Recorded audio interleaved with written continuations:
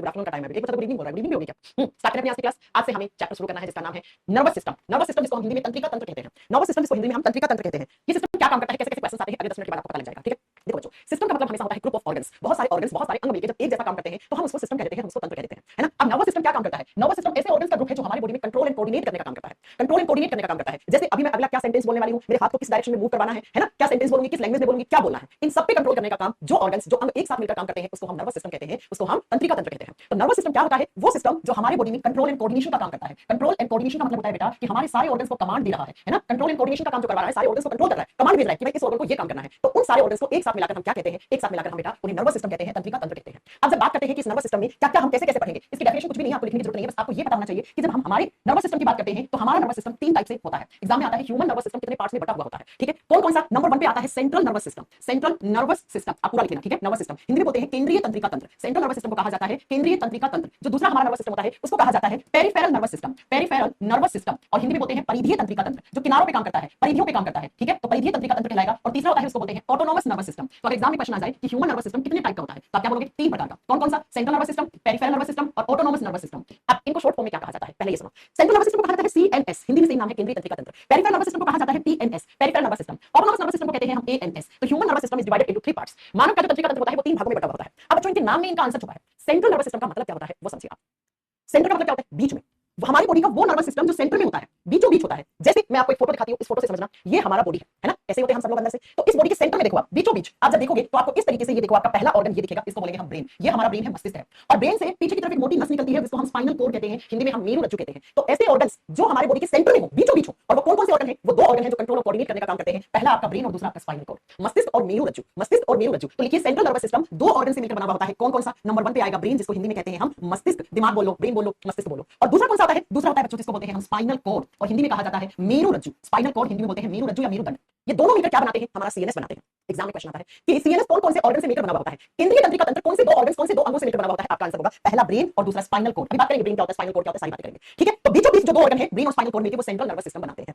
अब बात करते हैं पीएनएस किसका बना होता है? पीएनएस के अंदर आती है नर्व्स, और हिंदी में बोलते हैं हम तंत्रिकाएं। सेंट्रल नर्वस सिस्टम में तो ब्रेन और स्पाइनल कोड आ गया। अब पेरिफेरल यानी हमारे शरीर के किनारों पे कौन सा काम करता है नर्वस सिस्टम, तो होता है पेरिफेरल नर्वस सिस्टम, परिधीय तंत्रिका तंत्र। जैसे आप ये समझो, आपने इस उंगली पर मान लो गर्म पानी की बाल्टी में आपने हाथ दिया, यहां से आपको पानी गर्म लगा, आपने तुरंत पीछे हटा लिया। हटा लिया क्यों? क्योंकि आपको गर्म तो यहां लगा, लेकिन वो गर्म लग रहा है और आपको दर्द हो रहा है, जल रहा है, इसका एहसास ब्रेन करवाता है। तो यहां से ये जो मैसेज ब्रेन के पास पहुंचा और ब्रेन ने रिप्लाई करा कि भाई गर्म है पानी, जल जाएगा हाथ, आपने वापस हटाया। तो बेटा यहां से लेकर ब्रेन तक मैसेज पहुंचाने का काम जिन पतली पतली तंत्रिकाओं ने करा, जिन नर्व्स ने करा, उनको हम नर्व्स कहते हैं, है ना। तो आप इस फोटो में देखो, ये जो ऐसे अपने आम भाषा में बोलते हैं ना, हमारी नसें फूल गई है, नस है हमारे शरीर के अंदर, ये वही है बेटा। ये देखो ऐसे तंत्रिकाओं का जाल है हमारे बॉडी के अंदर, बहुत सारी नर्व्स होती हैं, दिख रही है? ये देखो एक नर्व है ये वाली, इस उंगली तक आ रही है, दूसरी ऐसे आ रही है, तीसरी ऐसे आ रही है, ऐसे ये बहुत सारी देखो, कुछ पांव तक जा रही है, कुछ इस हाथ में जा रही है, ऐसे ये जो बहुत सारी नर्व होती है ना, बहुत सारी तंत्रिकाएं होती हैं, इनके जाल को हम पीएनएस कहते हैं, पेरिफेरल नर्वस सिस्टम कहते हैं।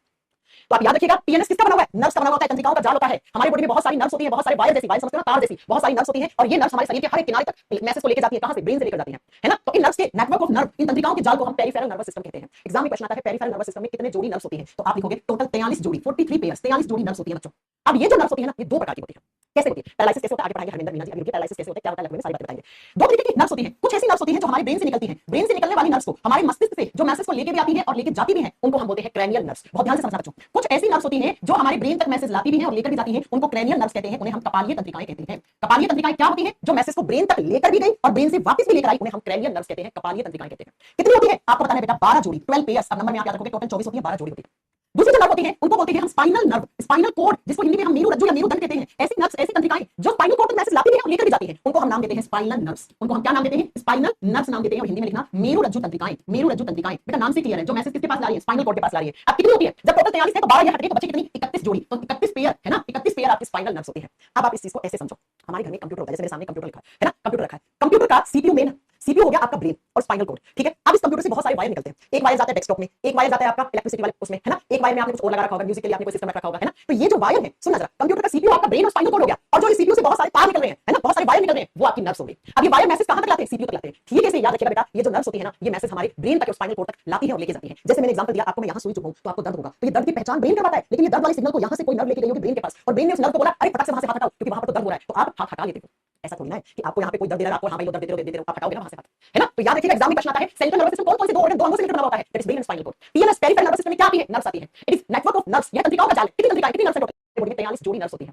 जो नर्व हमारे ब्रेन तक मैसेज लाती है और लेके जाती है, उनको हम क्रैनियल नर्व्स कहते हैं, जो 12 जोड़ी होती है। और जो मैसेज हमारी स्पाइनल कोड तक लाती है और लेकर जाती है, उनको हम स्पाइनल नर्व्स कहते हैं। और संख्या कितनी होती है आप क्या बताओगे बेटा? 31 जोड़ी होती है। तो पीएनएस किसका बना हुआ है आप बताओगे, नर्व्स का बना हुआ है। अब आ जाता है तीसरा टाइप का एएनएस, ऑटोनोमस नर्वस सिस्टम। बेटा आपने शब्द सुना होगा ऑटोमेटिक। ऑटोमेटिक का मतलब क्या होता है, बोलते हैं ऑटो मोड ऑन कर दो, अपने आप चलने वाला है ना, अपने आप चलने लग जाए कोई चीज, उसी को आप ऑटो मोड कहते हो। एएनएस क्या करता है, ऑटोनोमस नर्वस सिस्टम, स्वायत्त तंत्रिका तंत्र क्या करता है, ये हमारे बॉडी में इनवॉलंटरी रिएक्शंस को कंट्रोल करता है। इनवॉलंटरी रिएक्शंस क्या होती है बेटा, हिंदी में बोलते हैं अनैच्छिक क्रियाएं। हिंदी में क्या बोलते हैं, अनैच्छिक क्रियाएं। हमारे शरीर के अंदर बहुत सारी ऐसी रिएक्शंस होती हैं जिन पर हम कंट्रोल नहीं कर सकते हैं, आप जिन्हें चाहकर भी कंट्रोल ना कर पाओ। ऐसे फंक्शंस, ऐसी रिएक्शंस को इनवॉलंटरी रिएक्शंस कहते हैं, अनैच्छिक क्रियाएं कहते हैं। एक होता है बच्चा क्या, एक होता है वॉलंटरी। वॉलंटरी का मतलब होता है ऐच्छिक, जो काम मेरी इच्छा से होता है उसको मैं ऐच्छिक बोलूंगी, वॉलंटरी बोलूंगी। लेकिन जो काम मेरी इच्छा से नहीं हो रहा है, अपने आप हो रहा है, उसको हम इनवॉलंटरी कहते हैं, अनैच्छिक कहते हैं। तो ऐसा सिस्टम जो इनवॉलंटरी रिएक्शंस को कंट्रोल करता है, अनैच्छिक क्रियाओं को कंट्रोल करता है, उसको एएनएस कहते हैं, उसको ऑटोनोमस नर्वस सिस्टम कहते हैं। तो तीन तरीके का नर्वस सिस्टम है हमारा, कौन कौन सा, सीएनएस, पीएनएस, एएनएस। क्या क्या काम करते हैं, किस किस के बने होते हैं, आपको याद रखना पड़ेगा, ठीक है। लेकिन हमारे सिलेबस में डिटेल में होता है सेंट्रल नर्वस सिस्टम। जो लोग एमबीबीएस करते हैं वो पीएनएस भी पढ़ते हैं, एएनएस भी पढ़ते हैं। पीएनएस में आपको सिर्फ इतनी बात याद रखनी है जो मैंने बोर्ड पे लिखी है। अगर आ जाए क्रेनियल नर्व की संख्या कितनी है, स्पाइनल नर्व की संख्या कितनी है, आपको इतना याद रखना है। ये मैं थोड़ा पढ़ाऊंगी, लेकिन ये वाला आपको डिटेल में पढ़ना है कि सेंट्रल नर्वस सिस्टम में ब्रेन और स्पाइनल कोड पढ़ा जाता है, ये हमें पढ़ना है, ठीक है। तो लिखे हम नंबर 1 पे, एक नंबर पे लगा के लिख दो ह्यूमन ब्रेन। बेटा ओनली ब्रेन नहीं, ह्यूमन ब्रेन। दिमाग तो गधे में भी है, लेकिन हमें गधे का दिमाग थोड़ी ना पढ़ना है, हमें हमारा दिमाग पढ़ना है। अब यहाँ से एक एक एग्जाम में क्वेश्चन आता है, सारे करवा दूंगी मैं आपको। आपने सुना होगा कि हमारे शरीर का बैलेंस करने का काम ब्रेन का कौन सा हिस्सा करता है, ब्रेन के कौन से हिस्से में याददाश्त बनती है, ब्रेन के कौन से हिस्से में याददाश्त स्टोर होती है ना, दर्द की पहचान कौन सा ब्रेन का हिस्सा करवाता है, ये सारे एग्जाम में क्वेश्चन आते हैं। तो स्टार्ट करते हैं यहाँ से अपना चैप्टर ह्यूमन ब्रेन, मानव का मस्तिष्क। अब ह्यूमन ब्रेन से हम एक एक क्वेश्चन जितने भी आज तक एग्जाम में पूछे गए हैं सारे कवर करेंगे। सबसे पहला, जब आप ह्यूमन ब्रेन के ऊपर स्टडी करते हो तो उस ब्रांच को बोलते हैं हम न्यूरोलॉजी। न्यूरोलॉजी वो ब्रांच होती है बच्चों जिसके अंदर हम ब्रेन के बारे में स्टडी करते हैं। To study about brain is known as neurology. और ऐसे डॉक्टर्स जो इस ब्रांच पे काम करते हैं आगे चलकर वो क्या कहलाते हैं, उनको आप न्यूरोलॉजिस्ट कहते हैं। तो अगर कभी भी आपके दिमाग में कोई प्रॉब्लम हुई है ना, या दिमाग से निकलने वाली नसों में कोई प्रॉब्लम हुई, तो आप जिन डॉक्टर के पास जाते हैं उनको न्यूरो सर्जन, देखो दिमाग की सर्जरी करता है ना, ब्रेन की सर्जरी करता है, उसको न्यूरो सर्जन कहते हैं। लेकिन आपकी किसी नर्व में प्रॉब्लम है ना, कोई नस दब गई, जब आप डॉक्टर के पास जाते हो तो उनको हम न्यूरोलॉजिस्ट कहते हैं, ठीक है। नेक्स्ट पॉइंट आता है ह्यूमन ब्रेन की लोकेशन क्या है। अगर आपसे कोई पूछे कि आपका ब्रेन है कहां, आप क्या बताओगे बेटा, ब्रेन का लोकेशन क्या है, कहां पर होता है ब्रेन। कुछ बच्चे कहते हैं मैम ये ब्रेन है, ये तो माथा है, ये ब्रेन नहीं है। कुछ कहते हैं ये ब्रेन है, ये तो कपाल है, ये तो क्रैनियम है, ये तो खोपड़ी का हिस्सा है, ये दिमाग नहीं है। बच्चों दिमाग होता क्या है, इसे बोलते हैं क्रैनियम। इसको टच करोगे बहुत हार्ड है, क्योंकि ये 8 हड्डियों से मिलकर बना हुआ होता है। इसमें 8 बोन्स होती है, 8 हड्डियां होती है, और हड्डियां बहुत मजबूत होती है, कठोर होती है। अब ये जो फूटेगा, क्रैनियम फूटेगा, तो इसके अंदर 1 से 1.5 लीटर खून निकलता है। खून निकलने के बाद इसके अंदर आपका दिमाग होता है। तो आपसे कोई पूछे ब्रेन का लोकेशन क्या है, तो आप क्या आओगे, बिलो क्रैनियम, कपाल के नीचे होता है। ये जो कपाल है ना आपका, जिसका खोपड़ी बोलते हो, इसके नीचे आपका क्या पाया जाता है, कपाल के नीचे आपका दिमाग होता है। और एग्जाम में आता है कि इस क्रैनियम में कितनी बोन्स होती है, तो आप लिख देना क्रैनियम में 8 हड्डी होती है। ये क्रैनियम इतना कठोर क्यों बना, कैसे बना, क्योंकि ये 8 हड्डियों से मिलकर बना हुआ होता है, ठीक है। तो क्रैनियम के अंदर की तरफ क्या होता है, आपका ह्यूमन ब्रेन होता है, मनुष्य का मस्तिष्क होता है। मैंने कहा ना ये इतना मजबूत और कठोर क्यों है, क्योंकि इसको 8 हड्डियां मिलकर बनाती हैं। चलिए इस फोटो में देखिए, मैं साथ साथ आपको सब कुछ दिखाती जाती हूँ। ये रहा, ये आपका अंदर से इस तरीके से आपका ब्रेन निकलेगा। जब ये फटे फूटेगा, 1 से 1.5 लीटर खून बह जाएगा, खून बह गया, उसके बाद आपका दिमाग कुछ ऐसा, अखरोट खाते हैं ना, अखरोट के जैसा ऐसा दिमाग होता है आपका, ये आपका दिमाग है ना। लेकिन बच्चों आपको देखो इस वाली फोटो में और अच्छे से देखो, ये रहा आपका दिमाग। ये फोटो दिख रही है आपको, ये वाली देखो, ये रहा आपका ब्रेन, ये ब्रेन है। और ये मैंने बताया ना, ये पीछे वाली ये स्पाइनल कोड है। अच्छा कुछ बच्चों को लगता है रीढ़ की हड्डी और स्पाइनल कोड एक ही चीज होती है, नहीं, मेरी बात को ध्यान से समझने की कोशिश करना। क्या, ये आपका ब्रेन है। अब मैंने कहा ब्रेन को प्रोटेक्शन देने के लिए, ब्रेन को सुरक्षा देने के लिए इतना हार्ड सा कवर है, इसको क्या बोलते हैं, क्रैनियम। ये 8 हड्डियों का बना हुआ है, तो ब्रेन को प्रोटेक्शन मिलेगी। अब ब्रेन से देखो, ब्रेन से लगा हुआ पीछे की तरफ ये ऑरेंज कलर वाला हिस्सा दिख रहा है ना, इसको स्पाइनल कोड कहते हैं, इसको हम मेरुरज्जु या मेरुदंड कहते हैं। अब इस स्पाइनल कोड को प्रोटेक्शन देने के लिए ये छोटी छोटी हड्डियां होती है, ये ना, इन सारी हड्डियों को एक साथ मिला के आप बैकबोन बोलते हो, रीढ़ की हड्डी बोलते हो। तो रीढ़ की हड्डी और स्पाइनल कोड दो अलग अलग चीजें हैं, याद रखिएगा। रीढ़ की हड्डी के अंदर स्पाइनल कोड होता है, ऐसे बोलना है आपको। जो रीढ़ की हड्डी होती है ना, उसके अंदर की तरफ स्पाइनल कोड होता है, मेरुरज्जु होता है, आपको ऐसे याद रखना है बेटा। आपको ब्रेन को प्रोटेक्शन किसने दिया, इन 8 हड्डियों ने, कपाल ने, क्रैनियम ने। और आपका जो ये स्पाइनल कोड है, इसको सुरक्षा कौन दे रहा है, तो ऐसे छोटी छोटी 26 हड्डी होती हैं, और इन 26 हड्डियों को एक साथ मिलाकर आप क्या बोलते हो, एक साथ मिलाकर रीढ़ की हड्डी बैकबोन बोलते हो, ठीक है। याद रखिएगा ये बात। चलिए, तो मैंने कहा क्रैनियम के अंदर की तरफ क्या होता है, आपका दिमाग होता है, अखरोट के जैसा होता है दिखने में। अब बच्चों जैसे ही क्रैनियम के अंदर खून निकल जाएगा, उसके बाद आती है ब्रेन की मेम्ब्रेन। हमारा जो दिमाग है ना, इसके चारों तरफ एक मेम्ब्रेन लगी हुई होती है, जिसे ब्रेन मेम्ब्रेन कहते हैं। मेम्ब्रेन का मतलब होता है झिल्ली, झिल्ली, ठीक है। तो लिखिए दिमाग की झिल्ली और ब्रेन की मेम्ब्रेन का नाम क्या होता है, मेम्ब्रेन का काम होता है प्रोटेक्शन देना, सुरक्षा देना। ब्रेन को जो सुरक्षा दे रखी है उस मेम्ब्रेन का नाम होता है मेनिंजेस। हमारे ब्रेन की चारों तरफ एक मेम्ब्रेन होती है, एक झिल्ली होती है, जिस झिल्ली को बोलते हैं मेनिंजेस मेम्ब्रेन। मैम ये किससे सुरक्षा देती है, हमारे दिमाग में कोई बैक्टीरिया वायरस ना घुसे, कोई जीवाणु और विषाणु ना जाए, क्योंकि अगर बैक्टीरिया और वायरस दिमाग के अंदर चले गए तो ब्रेन फीवर, ब्रेन में इंफेक्शन कर देंगे, ब्रेन में बहुत सारी बीमारियां कर देंगे। तो बीमारियों से बचने के लिए है ना, या बैक्टीरिया वायरस की एंट्री ना हो आपके दिमाग में, तो हमारे दिमाग के ऊपर एक पतला सा मेम्ब्रेन पाया जाता है, जिस मेम्ब्रेन को हम क्या कहते हैं, आप क्या बताओगे, उसे हम मेनिंजेस कहते हैं बेटा, उसे हम मेनिंजेस कहते हैं, ठीक है। और ये जो मेनिंजेस होती है ना, ये 3 लेयर से बनी हुई होती है, 3 लेयर्स, 3 परत से बनी होती है मेनिंजेस। मेनिंजेस के अंदर 3 परत है, कौन कौन सी है, अभी आपको एक फोटो दिखाते हैं, आपको समझ में आएगा। एग्जाम में यहाँ से क्वेश्चन आते हैं। इस फोटो को देखो आप बच्चों, ये फोटो दिख रही है आपको, ये देखो, थोड़ा और बड़ा कर देती हूं इसको ना, आपको और दिखेगी अच्छे से। ये देखो, ये आपका ब्रेन है ना, इस ब्रेन के जस्ट बाहर की तरफ ये 3 लेयर दिख रही है, इन्हीं तीनों लेयर को एक साथ मिला के मेनिंजेस कहते हैं। तो एग्जाम में आता है मस्तिष्क की झिल्ली का नाम क्या है, मेनिंजेस है, ठीक है। अब सुनिए जरा, ये 3 लेयर में सबसे बाहर वाली लेयर का नाम होता है ड्यूरा मेटर। ये सबसे बाहर वाली लेयर है, ये वाली, इसे ड्यूरा मेटर कहते हैं। फिर बीच वाली होती है, उसको आर्केनोइड कहते हैं, ये वाली सेंटर वाली, और अंदर वाली को पिरामिडल कहते हैं, ये वाली। और तीनों लेयर को एक साथ मिलाकर आप क्या कहते हो, मेनिंजेस कहते हो। तो लिखिए ब्रेन की मेम्ब्रेन 3 लेयर से बनी हुई होती है, कौन कौन सी है ये 3 लेयर, एग्जाम में क्वेश्चन आते हैं तीनों लेयर से। ब्रेन की 3 लेयर के नाम क्या क्या होते हैं, पहली को बोलते हैं ड्यूरा मेटर, हिंदी में सेम नाम है बच्चों, लिख दीजिए ड्यूरा मेटर। ये हमारी ब्रेन की सबसे बाहर वाली मेम्ब्रेन है, यानी कि ये आउटर है, सबसे बाहर वाली परत बोला जाएगा इसको, बाहरी है। फिर बीच में जो होती है उसको बोलते हैं आर्केनोइड, बीच वाली को कहा जाता है आर्केनोइड, सेम नाम हिंदी में है आर्केनोइड। एग्जाम में क्वेश्चन आ सकता है कि मेनिंजेस का सबसे बाहर वाला परत क्या है, बीच वाले का नाम क्या है, और अंदर वाली का क्या नाम है, ये मिडल लेयर है। और अंदर वाली को कहा जाता है पिया मेटर, पिया मेटर, ठीक है। तो लिख दीजिए सबसे अंदर वाली को पिया मेटर कहा जाता है, ये इनर है, इनर। और तीनों परत को एक साथ मिलाकर आप क्या बोलोगे, मेनिंजेस, ठीक है। आई बात समझ में, मोहित कुमार जी क्या भूल गए हैं, आई बात समझ में। हाँ जी मैम। तो इन तीनों लेयर को एक साथ मिला दो तो मेनिंजेस कहा जाता है। और बच्चों जब कभी भी ब्रेन की मेम्ब्रेन जिसको मेनिंजेस कहते हैं इसमें कोई बैक्टीरिया और वायरस आके इसमें इंफेक्शन कर दे, अगर इस लेयर के अंदर कोई जीवाणु और विषाणु आकर इसे संक्रमित कर दे तो जो बीमारी होती है उस बीमारी को नाम दिया जाता है मेनिंजाइटिस। मेनिंजाइटिस एक बीमारी का नाम है जिस बीमारी में इंफेक्शन कहां हो जाता है, हमारी ब्रेन की मेम्ब्रेन में, और जिसकी वजह से इंसान के ब्रेन में बुखार हो जाता है और दिमाग खराब हो जाता है, इंसान की ब्रेन की डेथ हो जाती है। आपने अगर हिस्ट्री पढ़ी है तो हिस्ट्री में आपने सुना होगा राजा राम मोहन राय के बारे में। राजा राम मोहन राय की डेथ हो गई थी किसकी वजह से? मेनिंजाइटिस डिजीज की वजह से। मेनिंजाइटिस ब्रेन की मेम्ब्रेन में इंफेक्शन हो जाता है तो दिमागी बुखार हो जाता है जिसकी वजह से इंसान कोमा में जा सकता है या मर सकता है। तो ये हमारी ब्रेन की मेम्ब्रेन होती है जो आपके ब्रेन को प्रोटेक्शन दे रही है दिन रात। ठीक है, चल अब बात करते हैं नेक्स्ट पॉइंट में कि मैम ब्रेन का ये तो पता लग गया ब्रेन होता कहां है, ब्रेन को सुरक्षा कौन दे रहा है? ब्रेन की मेम्ब्रेन। अब बच्चों हमारे ब्रेन के अंदर एक फ्लूइड भरा हुआ होता है जिसे ब्रेन फ्लूइड कहते हैं। दिमाग के अंदर एक तरल पदार्थ रहता है, फ्लूइड का मतलब होता है तरल पदार्थ, जो क्या काम करता है? दिमाग के ऊपर बाहर से जो प्रेशर पड़ता है, बाहर से जो दबाव पड़ता है उसको बच्चों से बचाने का काम करता है। जैसे बच्चों आप देखो आपके दिमाग के ऊपर, दिमाग इसके अंदर है क्रैनियम के, इस क्रैनियम के ऊपर आपने देखा होगा मजदूर लोग होते हैं यहाँ पर क्या करते हैं, बड़ा सा तसला रख के उसमें 20 30 ईंट रख के 2 या 3 फ्लोर पे ले जाते हैं। या हमारे राजस्थान में जो औरतें होती है वो अपने सर पे मटका रख के और उस मटके में 25 30 लीटर पानी भरकर 2 2 3 3 किलोमीटर पैदल चलती है। आप सोचिए इसके अंदर आपका दिमाग है और आप इसके ऊपर इतना वजन रख रहे हैं 25 से 30 किलोग्राम, तो बेटा उस वजन को, उस जो बाहर से जो प्रेशर आ रहा है जो पानी की वजह से, ईंट के वजन की वजह से, उस प्रेशर को आपके दिमाग तक ना जाने दे। बाहर से जितने भी झटके लगते हैं, बाहर से जितना भी प्रेशर पड़ता है, उन झटकों को और उन दाब को, जो एक्सटर्नल प्रेशर होता है उसका अवशोषण कर लेता है हमारे ब्रेन का फ्लूइड, जिस फ्लूइड को कहते हैं हम सेरेब्रोस्पाइनल फ्लूइड। तो ब्रेन के अंदर जो फ्लूइड होता है उसका नाम क्या होता है? उसको सेरेब्रोस्पाइनल फ्लूइड कहते हैं। तो एग्जाम में कैसे क्वेश्चन आएगा? एग्जाम में क्वेश्चन आएगा कि ब्रेन के अंदर जो फ्लूइड तरल पदार्थ होता है जो हमारे दिमाग को बाहरी झटकों और बाहरी दबाव से बचाने का काम करता है उसको हम क्या कहते हैं? उसको हम सेरेब्रोस्पाइनल फ्लूइड कहते हैं। सेरेब्रोस्पाइनल फ्लूइड कहा जाता है या तरल भाग कहा जाता है। तरल पदार्थ बोल दो, तरल भाग कह दो। या क्वेश्चन पूछेगा सेरेब्रोस्पाइनल फ्लूइड कहां होता है? आपका आंसर होगा ब्रेन में।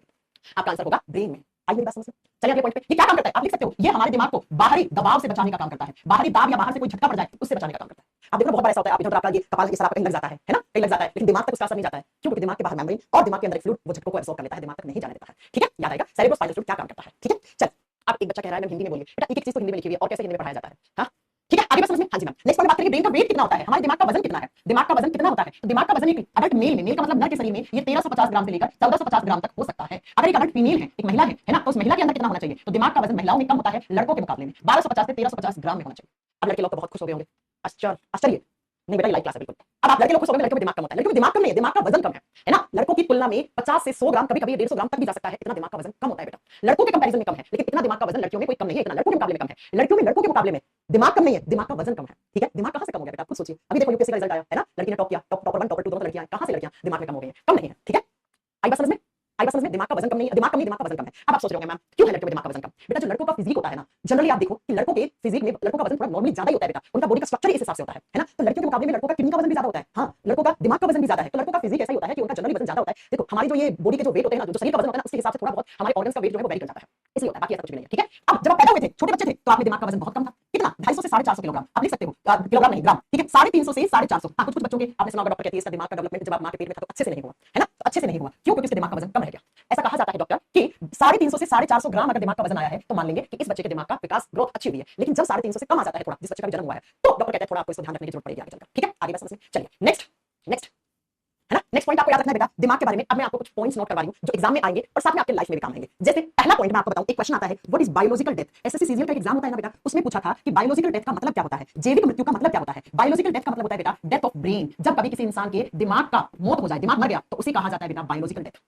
दिमाग डेड, लेकिन अभी बाकी के सारे ऑर्गन्स काम कर रहे हैं, उसका हार्ट धड़क रहा है, हार्ट जिंदा है, उसके फेफड़े सही है, उसकी किडनी सही है। जैसे आपने सुना होगा कोमा, कोमा में होता है इंसान तो ना बोल पाता है ना कोई मूवमेंट कर पाता है ना, ऐसे पड़ा होता है इंसान। तो डॉक्टर की लैंग्वेज में जो कोमा वाले पेशेंट होते हैं उनकी क्या हो चुकी है? बायोलॉजिकल डेथ हो चुकी है। बायोलॉजिकल डेथ में कौन सा ऑर्गन मर जाता है? दिमाग मर जाता है। आप अगर कभी किसी कोमा वाले पेशेंट की रिपोर्ट्स पढ़ेंगे तो उसमें लिखा हुआ है इस इंसान का इतना दिमाग काम करना बंद कर दिया है ना, 80% 85% 90% इसका दिमाग काम करना बंद कर दिया है ना, इसलिए ना बोल पा रहा है ना उसकी याददाश्त है, कुछ नहीं। क्योंकि बेटा हमारे आपने कभी सोचा ब्रेन सबसे ऊपर क्यों है? क्योंकि इसी के अंदर सारे ऑर्गन्स काम करते हैं, सारे ऑर्गन्स को कंट्रोल एंड कोऑर्डिनेट करने का, सारे ऑर्गन्स को मैसेज ट्रांसफर करने का काम कौन करता है? ब्रेन करता है। तो अब उस इंसान का ब्रेन खत्म हो रहा है, धीरे-धीरे ब्रेन डेड हो रहा है, तो उसके हाथ में ना मूवमेंट होगा, ना वो बोल पाएगा, वो अपने मम्मी पापा को भी नहीं पहचान पाएगा है ना, उसकी कोई याददाश्त भी नहीं बचेगी। तो कोमा वाले पेशेंट को डॉक्टर बोलता है बायोलॉजिकल डेथ हो गई है इसकी। तो बायोलॉजिकल डेथ का मतलब होता है डेथ ऑफ ब्रेन, ब्रेन खत्म, यानी कि इंसान की जैविक मृत्यु हो चुकी है। अब मैं आपको एक बात बता दूं, दो तरीके से इंसान मरता है। एक तो मरा, उसका दिमाग मर गया, बाकी ऑर्गन्स, उसका हार्ट जिंदा है, उसके फेफड़े किडनी सब काम कर रहे हैं, तो डॉक्टर कोशिश करता है ये चलता है ना, क्योंकि डॉक्टर्स को सिर्फ इससे मतलब है कि ये ठीक है अभी तो हम कोशिश करेंगे, कोमा वाले इंसान को फिर जिंदा रखने की कोशिश कर रहे हैं। ठीक है, एक होता है बेटा नेचुरल डेथ। नेचुरल डेथ का मतलब होता है इंसान की किडनी खराब हो गई, दिमाग उसका भी ठीक था है ना, इंसान का हार्ट अटैक आ गया, हार्ट खराब हो गया, हार्ट फेल हो गया, लेकिन दिमाग उसका भी ठीक है। इंसान की मौत हुई हार्ट अटैक से, तो हार्ट अटैक में ब्रेन तो भी उसका ठीक है ना। तो ऐसा कहा जाता है जब इंसान मर जाता है उसके 5 से 7 मिनट तक भी उसका ब्रेन जिंदा रहता है, ब्रेन लाइव रहता है। तो एग्जाम में क्वेश्चन पूछा हुआ है बेटा, यूपी ट्रिपल का एक पेपर होता है, बोलने को थका हुआ पेपर होता है, लेकिन उसमें क्वेश्चन पूछा कि इंसान के मरने के बाद कितने मिनट तक उसका दिमाग जिंदा रहता है? 5 से 7 मिनट तक भी उसका दिमाग जिंदा रहता है बेटा।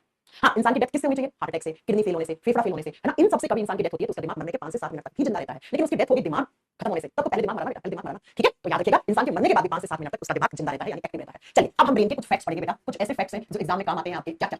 सबसे पहला फैक्ट, हमारी जितनी भी, अच्छा बताओ आपका दिमाग क्या काम करता है? अभी दिमाग देखो, मैं आपको एक चीज बताती हूँ, पहले इस चीज को समझो। हमारे ब्रेन की 3 स्टेज होती है, हमारे ब्रेन की 3 स्टेज होती है, 3 अवस्थाएं होती है हमारे दिमाग की। कौन कौन सी? सबसे पहली स्टेज होती है उसको बोलते हैं कॉन्शियस स्टेज। पहली स्टेज कौन सी होती है? Conscious stage. और कॉन्शियस का मतलब क्या होता है? चेतना अवस्था। जैसे अभी आप पढ़ रहे हो, दिमाग यूज कर रहे हो, मैं क्या पढ़ा रही है, कौन से एग्जाम में आता है, मुझे याद करना है, मैं ब्रेन पढ़ा रही है, इससे कैसे क्वेश्चन आते हैं, अब ये फुल्ली आपका दिमाग एक्टिव है क्योंकि ब्रेन आपका कॉन्शियस स्टेज में है। अब आप सो जाते हो, नींद आ गई रात में। जब हम रात में सोते हैं तो हमारे दिमाग का आधा हिस्सा काम करता है और आधा नहीं करता है, तो उस स्टेज को बोलते हैं सबकॉन्शियस स्टेज। उस स्टेज को क्या बोलते हैं बेटा? Subconscious stage. और सबकॉन्शियस को बोलते हैं हिंदी में अर्ध चेतना अवस्था। अर्ध चेतना अवस्था, जब बच्चों आधा दिमाग काम करता है और आधा नहीं करता है। सबकॉन्शियस स्टेज कब होती है हमारे ब्रेन की? जब आप नींद में हो, स्लीपिंग कर रहे हो। और तीसरा होता है बेटा अनकॉन्शियस। और अनकॉन्शियस का मतलब क्या होता है बेटा? बेहोश हो जाना।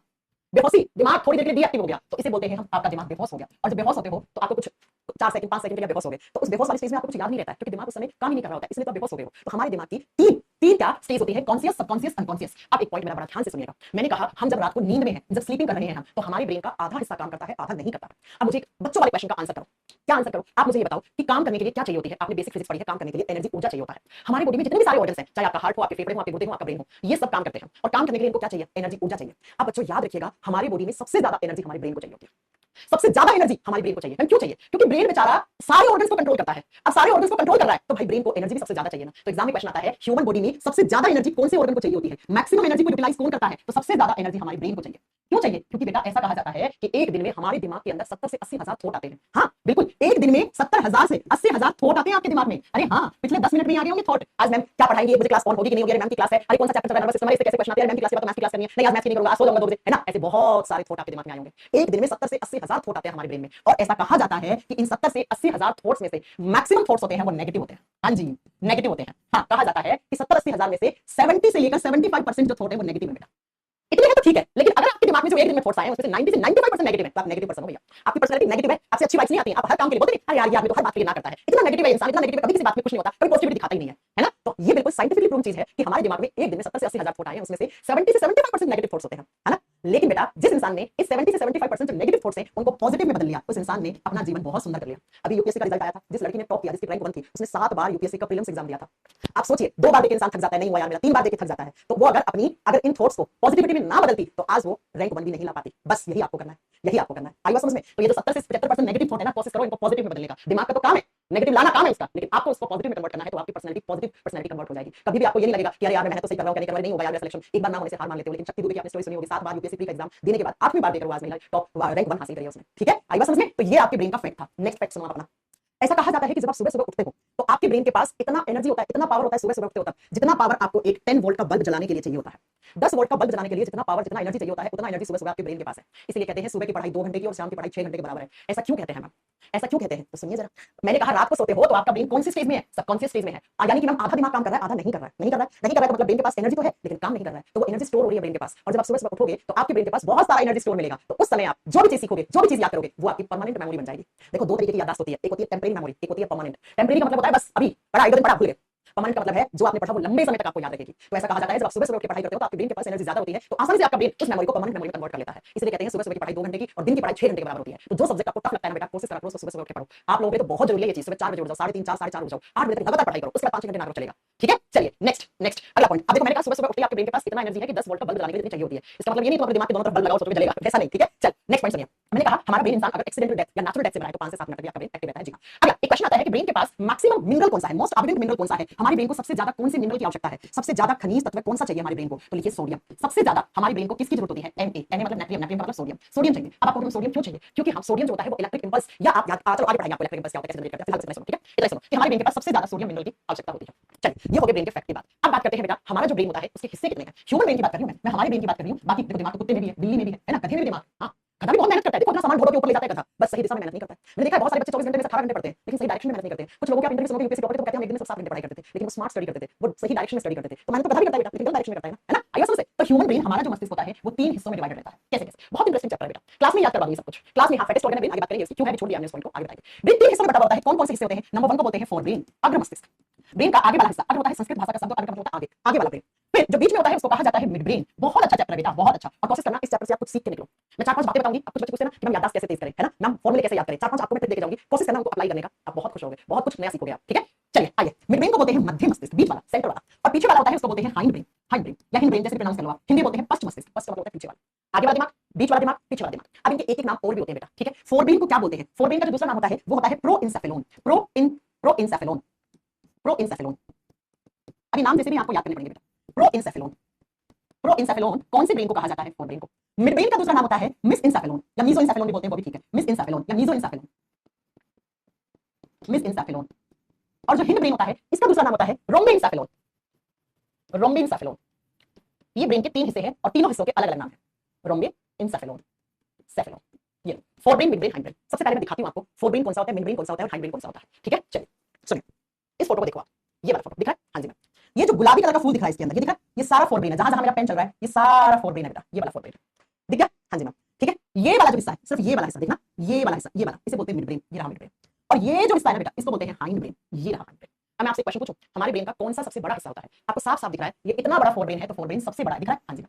अगर मैं आपसे पूछूं ब्रेन का सबसे छोटा हिस्सा कौन सा है? मैम ये वाला मिड ब्रेन इतना सा है बेचारा, तो ये सबसे छोटा है, तो लिख दें हम? हाँ जी मैम। लिखो फोर ब्रेन के आगे लिखो, it is the largest part of our brain, largest part of our brain. यह है हमारी ब्रेन का सबसे बड़ा भाग है, सबसे बड़ा हिस्सा है या सबसे बड़ा भाग है। और जहां पे मिड ब्रेन है इसके आगे लिख सकती हूँ, अंशुल गुज्जर बताइए बेटा। हाँ जी, यहाँ पे लिख सकती हूँ it is the smallest part of our brain. हाँ जी मैम, एग्जाम में ऐसे ही क्वेश्चन आते हैं बेटा, ब्रेन का सबसे बड़ा भाग कौन सा है और सबसे छोटा भाग कौन सा है, ये एग्जाम के क्वेश्चन कर दोगे?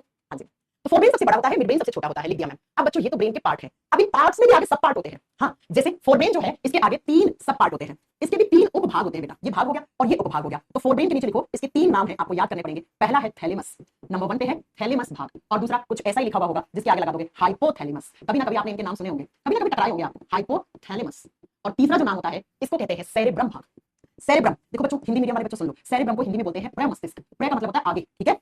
और कभी कभी इसको हिंदी में ही टाइप कर देता है एग्जामिनर, सेरेब्रम ही लिख देता है। मिड ब्रेन का कोई सब पार्ट नहीं होता। हिंड ब्रेन या हाइंड ब्रेन या पश्च मस्तिष्क के अगेन तीन सब पार्ट्स होते हैं, तीन उपभाग होते हैं। पहली बात तो आप इनके नाम याद कर लो, है ना। इसके तीन कौन कौन से हैं? पहले हिस्से को बोलते हैं पोन्स वेरोलाई, पोन्स वेरोलाई। कुछ किताब वाले सिर्फ पोन्स लिख देते हैं, आपको पूरा लिखना है पोन्स वेरोलाई, राइट। दूसरा जो हिस्सा होता है उसको बोलते हैं मेडुला ऑब्लंगाटा, कुछ किताब वाले सिर्फ मेडुला लिख देते हैं, आप पूरा लिखो मेडुला ऑब्लंगाटा। सेम नाम हिंदी में है मेडुला ऑब्लंगाटा, मेडुला ऑब्लंगाटा। अब तीसरा जो हिस्सा है उसको बोलते हैं सेरेबैलम। तीसरे हिस्से को क्या बोलते हैं हम? सेरेबैलम। और सेरेबैलम को हिंदी में सेरेबैलम भी बोलते हैं और इसको हिंदी में अनुमस्तिष्क बोलते हैं। अनु का मतलब होता है पीछे, तो पीछे वाला दिमाग का हिस्सा है ये बच्चों, ये बच्चों। अब सुनो, मैंने बोला ब्रेन का सबसे बड़ा हिस्सा कौन सा है, आपने बोला मैं फोर ब्रेन। मैंने बोला सबसे छोटा हिस्सा कौन सा है, आपने बोला मिड ब्रेन। अब मैं अगर आपसे पूछूं कि जो ब्रेन के सब पार्ट्स है, उपभाग है, इनमें बड़ा कौन सा है, ये बेटा सबसे बड़ा होता है। लिख दो, it is largest sub part of our brain, largest sub part of our brain, सबसे बड़ा उपभाग होता है बेटा। ऐसा कहा जाता है कि हमारी ब्रेन का 2/3 हिस्सा यही ब्रेन घेरे रखता है। हाँ लिख सकते हो, आपको लिखना है तो 2/3 हिस्सा इकलौता कौन सा? सेरेब्रम लेके बैठा है। अब इन सब पार्ट्स में सबसे छोटा कौन सा है? ये वाला। इसके आगे सेरेब्रम सबसे बड़ा होता है, सेरेबैलम सबसे छोटा होता है। आप जानते हैं इसको तो छोटा दिमाग कहते हैं, सुना होगा छोटा दिमाग में चोट लगने से इंसान की डेथ हो जाती है ऑन द स्पॉट। हाँ मैं आपको पढ़ाऊंगी आगे ऐसा क्यों। हाँ आपने सुना है कि इंसान दो दोस्त थे, बाइक पे जा रहे थे, अचानक से दोस्त ने ब्रेक लगाया, एक्सीडेंट हो गया, आगे वाला जो दोस्त गाड़ी बाइक चला रहा था वो मर गया, सॉरी वो जिंदा रह गया और पीछे वाला इंसान मर गया। उसकी तो कोई चोट भी नहीं लगी थी मैम, उसको तो कोई घाव भी नहीं था, फिर भी मर गया। बेटा पीछे वाला इंसान जब गिरता है ऐसे गिरता है, और ये आपका छोटा दिमाग है। छोटे दिमाग में चोट लगती है ना तो बाहर से लगेगा इंसान एकदम ठीक है, लेकिन अंदर से मर जाता है। क्यों मरता है बताऊंगी आगे। इसके आगे लिखो, it is smallest sub part of our brain, smallest sub part of our brain. यह है हमारी मस्तिष्क का सबसे छोटा उपभाग है, लिख लेना सबसे छोटा उपभाग है। आगे बेटा आगे पढ़ाएंगे जब बैक्टीरिया वायरस के बारे में पढ़ाएंगे, ठीक है। आगे बस समझ में, आगे बस समझ में। तो ये हमारा ब्रेन और ब्रेन के हिस्से, आपको सारे नाम एक एक याद दिखाती हूं इस फोटो में। देखो सेरेब्रम, देखो 2/3 हिस्से में सेरेब्रम है, ठीक है। नेक्स्ट देखो ये रहा पोन्स मेडुला, ये मैंने कभी सिर्फ पोन्स लिखा हुआ है, कभी सिर्फ मेडुला लिखा हुआ है। तो पोन्स मेडुला और सेरेबैलम मिलकर हिंड ब्रेन बनाते हैं। ये कॉर्टेक्स क्लोजम क्या होता है, आगे पढ़ाएंगे कॉर्टेक्स क्लोजम क्या होता है, ठीक है। ये सेरेब्रम और थैलेमस हाइपोथैलेमस ये तीनों मिलकर फोर ब्रेन बनाते हैं। और मिड ब्रेन का तो कोई हिस्सा होता ही नहीं है, इसलिए यहाँ पे कोई हिस्सा मिड ब्रेन का दिखाया नहीं है, लेकिन हमने पढ़ लिया आपका मैसेज। ओके ओके ठीक है, आगे बस समझ में, क्या मेरी बात समझ में आई? हाँ कॉर्टेक्स क्लोजम क्या होता है, जोड़ने वाला हिस्सा होता है, किसको जोड़ता है आगे पढ़ाएंगे। पहले इतनी बताओ आपको ब्रेन स्टेम क्या होता है, ब्रेन की पूंछ क्या होता है वो बताएंगे, तो रुको आगे चलिए। आप इतने नाम आपने समझ लिए। तो ये हमारा ब्रेन और ब्रेन के हिस्से। अब सबसे पहले हम इन सबके काम पढ़ेंगे बेटा। कौन सारे ब्रेन के अलग अलग हिस्सों के अलग अलग काम है। आपको प्यास लगी है, प्यास का एहसास कोई और हिस्सा करवाता है। पेट में दर्द हो रहा है, उसको कंट्रोल कोई और ब्रेन का हिस्सा कर रहा है। याददाश्त कहीं अलग बन रही है, स्टोर कहीं अलग हो रही है याददाश्त, है ना। छींक आ रही है, हिचकी आ रही है, ब्रेन का कोई अलग हिस्सा कंट्रोल कर रहा है। आपके ब्लड के प्रेशर को कोई अलग हिस्सा कंट्रोल कर रहा है, ठीक है। मैम क्वेश्चन आएगा smallest brain to midbrain से। अरे यार सूरज साहब ने ढंग से पढ़ा लिया इसलिए आपको डाउट आ गया। मैंने कहा सबसे बड़ा ब्रेन का हिस्सा पूछे, लार्जेस्ट पार्ट लिखा हुआ हो तो फोर ब्रेन होगा, लार्जेस्ट सब पार्ट लिखा है तब सेरेब्रम होगा, स्मॉलेस्ट ब्रेन का पार्ट लिखा है मिड ब्रेन होगा, स्मॉलेस्ट सब पार्ट लिखा है सेरेब्रम होगा। इसलिए मैंने लिखा है देखो बेटा सब पार्ट, तुम्हें कंफ्यूजन ना हो, लेकिन फिर भी तुम कंफ्यूज कर रहे हो, दिमाग के साथ क्लास नहीं कर रहे हो, ठीक है। अमन सिंह कह रहे हैं मैंने पोस्टमार्टम में रियल ब्रेन देखा है। हाँ देखा होगा अगर आप कहीं ऐसी लैब में काम कर रहे हैं पोस्टमार्टम वाली। ऑटोप्सी करते हैं, देखो दो चीजें होती है, बायोप्सी होता है ऑटोप्सी। बायोप्सी क्या होता है, जिंदा इंसान के किसी भी ऑर्गन का कोई एक हिस्सा तोड़ के लैब में ले जाकर चेक करते हैं तो उसको बायोप्सी कहा जाता है। जैसे कैंसर का पता करने के लिए डॉक्टर्स क्या करते हैं, जिस हिस्से में कैंसर है वहां का एक छोटा सा टुकड़ा ले जाते हैं लैब में, उसको बायोप्सी करवाना बोलते हैं। एक होता है ऑटोप्सी, ऑटोप्सी का मतलब होता है डेड बॉडी, इंसान मर गया उसके किसी हिस्से का निकाल के लैब में ले जाकर चेक करना है इस इंसान ने सुसाइड किया है या इसका मर्डर है या किस कारण से इसकी डेथ हुई है, तो ऑटोप्सी करते हैं पोस्टमार्टम के केस में, ठीक है। और बायोप्सी करते हैं जिंदा इंसान, उसके किसी हिस्से में कैंसर सेल्स ग्रोथ नहीं कर रही है ना, उसका पता करने के लिए बायोप्सी करते हैं, ठीक है। बायोप्सी ऑटोप्सी दो अलग शब्द होते हैं। ओके बच्चों, तो आज की क्लास आपको समझ में आई होगी मैं उम्मीद करती हूँ। कोई डाउट है तो मैं आपके बैच में डाउट क्लास भी लगाऊंगी, डोंट वरी, थोड़ा सा सिलेबस कवर करूंगा, डाउट क्लास लगाएंगे। मेमोरी कैसे तेज करें आगे बताएंगे आपको, ठीक है। फिलहाल इतना ही सुनो। चलिए आज की क्लास में कोई डाउट बताओ, आगे पीछे का नहीं, आगे पीछे का मत पूछो, आज की क्लास में कोई डाउट पूछो। हाँ जो मैं साइंस पढ़ाती हूँ रेलवे के सारे एग्जाम में काम आती है। मैं मेरे मामा न्यूरोलॉजिस्ट है, बहुत बढ़िया बहुत बढ़िया। ओके चलो कल मिलते हैं, आज के लिए इतना बहुत है। Thank you so much, bye bye, take care. कल तक तो मेरा गला ठीक हो जाना चाहिए, अभी पता चल रहा है जुकाम एकदम गला खराब चल रहा है, ठीक है।